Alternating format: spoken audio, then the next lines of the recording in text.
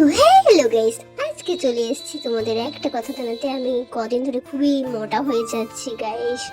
তাই কদিন ধরে আমার কোনো জামাই হচ্ছিল না গায়ে। কি করব আমি খুঁজে পাচ্ছিলাম না একটা জামা, তারই মধ্যে অনেকটা টাইট হয়ে গেছিল। তাই ভাবলাম এটাকে কিছু একটা বুদ্ধি বের করে করি। ঠিক আছে, আমি এটাকে কিছু একটা বানাবো। ঠিক আছে, এবার চলো এটাকে কাটতে হবে। ভালো করে মেপে টেপে কেটে নিলাম। এবার সেলাই করা যাক।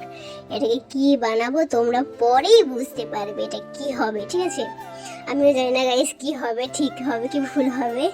তার এই জন্য বসে পড়েছি মেশিনে। এবার পট পট করে সেলাইটা কমপ্লিট করে নিই, তারপর তোমাদের দেখাবো কেমন হয়েছে। ঠিক আছে, তোমরা সাথে থাকো, পরে লাস্টের রেজাল্টটা দেখতে পাবে।